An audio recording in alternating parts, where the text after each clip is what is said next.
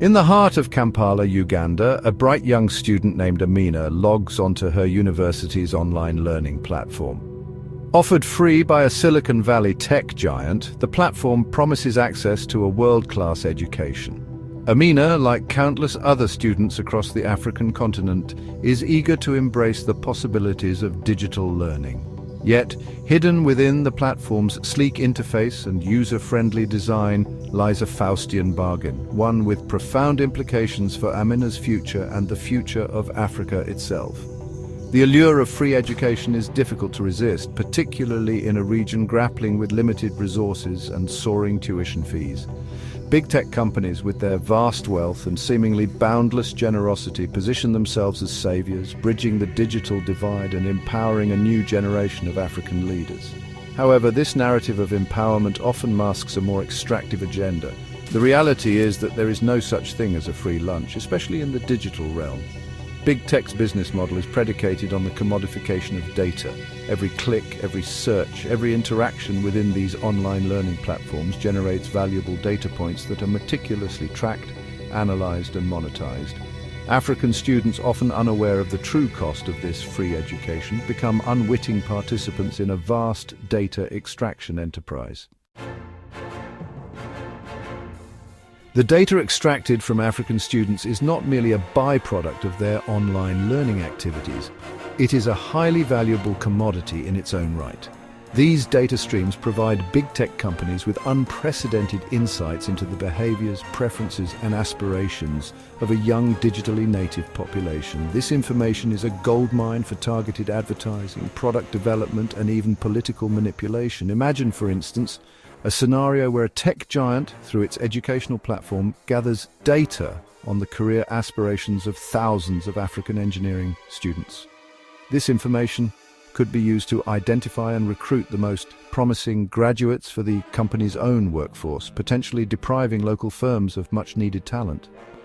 Furthermore, the data collected on these platforms can be used to shape the very curriculum and content that students are exposed to. By analyzing student engagement and performance metrics, big tech companies can subtly nudge students towards certain fields of study or ideological perspectives that align with their own commercial interests. This creates a closed loop of influence where the digital tools of education become instruments of control and manipulation. The expansion of big tech into Africa is often accompanied by promises of improved internet connectivity and access to cutting-edge technology. While these investments can undoubtedly bring benefits, they also raise concerns about control and dependency. By becoming the primary providers of digital infrastructure, big tech companies gain significant leverage over African governments and institutions. This dependence on big tech infrastructure can have a chilling effect on academic freedom and critical thinking. Universities may be reluctant to challenge the practices of these powerful companies for fear of losing access to essential services or facing financial repercussions. This creates a climate of self-censorship where dissenting voices are silenced and alternative perspectives are marginalized. Moreover, the control over data flows gives big tech companies the ability to shape the information landscape in Africa. By prioritizing certain types of content and suppressing others, they can influence public opinion, political discourse, and even the outcome of elections. This raises profound questions about the future of democracy and self-determination in the digital age. The exploitation of African students by big tech is not limited to the extraction of their personal data. It also manifests in the unequal access to research data, creating a significant barrier to innovation and knowledge production on the continent. While African researchers are often denied access to the vast datasets held by these companies, researchers in the global north enjoy a disproportionate advantage, further exacerbating existing power imbalances in academia. This data divide has far-reaching consequences. It hampers the ability of African researchers to study and address critical issues facing their own societies, from climate change and public health to poverty and inequality. It also perpetuates a system where African knowledge and perspectives are marginalized, while Western perspectives dominate global discourse. The lack of transparency surrounding big tech's data collection practices further exacerbates this problem. It is often unclear what data is being collected, how it is being used, and who has access to it. This opacity makes it difficult to hold these companies accountable for their actions and to ensure that they are not engaging in exploitative or unethical practices. Section 5. The algorithmic gaze biases coded into education's future. As artificial intelligence, or AI, rapidly transforms the education landscape, concerns are mounting about the potential for these technologies to perpetuate and amplify existing biases. Algorithms, often touted for their objectivity, are only as unbiased as the data they are trained on. If this data reflects historical inequalities and prejudices, AI systems will inevitably replicate and reinforce these biases. In the context of African education, this is particularly concerning. The datasets used to train AI models are often skewed towards Western perspectives and experiences, reflecting the underrepresentation of African voices in the development of these technologies. This can lead to situations where AI-powered educational tools misinterpret or misrepresent African cultures, histories, and identities. Moreover, the use of AI in education raises important questions about accountability and fairness. When algorithms are used to make decisions about student admissions, grading, or even career guidance, it is crucial to ensure that these decisions are not based on biased or discriminatory factors. The lack of transparency surrounding many AI systems makes it difficult to assess and address these potential biases, creating a real risk of algorithmic discrimination. Section 6. The shadow of digital colonialism extracting value from African minds. The exploitation of African students by big tech is not an isolated phenomenon. It is part of a larger pattern of digital colonialism, where powerful corporations from the global north extract value from the data and resources of the global south. This new form of colonialism is characterized by the appropriation of data, the control of digital infrastructure, and the perpetuation of global power imbalances. In the context of education, digital colonialism manifests in the imposition of Western values and ideologies through technology. The dominance of big tech companies in the educational technology sector means that African students are often exposed to curricula and content that reflect a narrow Western-centric worldview.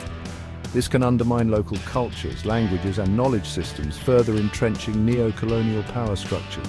To counter this trend, it is essential to foster the development of indigenous African technology companies and educational platforms that are rooted in local contexts and responsive to the needs of African students. This requires investment in research, infrastructure, and education, as well as policies that promote digital sovereignty and protect the interests of African citizens. Section 7. A call to action reclaiming agency in the digital age. The exploitation of African students by big tech is a pressing issue that demands urgent attention. It is imperative that we move beyond simply acknowledging the problem and take concrete steps to address it. This requires a multi-pronged approach involving governments, educational institutions, civil society organizations, and big tech companies themselves. First and foremost, we need to raise awareness about the issue of data exploitation and digital colonialism among African students, educators, and policymakers. This includes promoting digital literacy and critical thinking skills so that individuals can make informed decisions about their online activities and protect their data. Furthermore, we need to strengthen data protection regulations and ensure that big tech companies are held accountable for their actions. This includes enacting laws that require companies to obtain informed consent before collecting and using personal data, as well as establishing clear guidelines for data storage, transfer, and deletion. Section 8. Towards a more equitable future: collaboration, regulation, and empowerment. Addressing the challenges posed by big tech's exploitation of African students requires a collaborative effort that transcends national borders. International organizations such as the United Nations and the African Union have a crucial role to play in fostering dialogue, developing ethical guidelines for data governance, and promoting equitable access to technology and knowledge. Strengthening partnerships between universities in the global north and south is also essential. Sharing knowledge, expertise and resources can help to level the playing field and empower African researchers and educators. Collaborative research projects, faculty exchanges and joint degree programs can all contribute to a more equitable and inclusive global knowledge ecosystem. Moreover, it is crucial to support the development of alternative models of technology governance that prioritize the interests of users and communities over the profits of corporations. This includes exploring the potential of open-source software, community-owned platforms, and decentralized data governance structures. Section 9. Reclaiming the narrative: African voices shaping the digital landscape. Ultimately, the fight against big tech's exploitation of African students is not just about protecting data or promoting digital literacy. It is about reclaiming the narrative and ensuring that African voices are heard in the shaping of the digital future. For too long, the African continent has been relegated to the margins of the technological revolution, its potential stifled by colonial legacies and exploitative practices. It is time to move beyond this narrative of victimhood and embrace a future where Africa is not simply a source of data extraction but a vibrant hub of innovation, creativity and technological advancement. This requires investing in African talent, supporting African entrepreneurs and fostering a culture of digital empowerment across the continent. The exploitation of African students by big tech is a stark reminder of the challenges we face in the digital age. However, it is also an opportunity to forge a more just, equitable and inclusive digital future. One where technology serves as a tool for liberation, not exploitation, and where the voices of all people are heard and valued.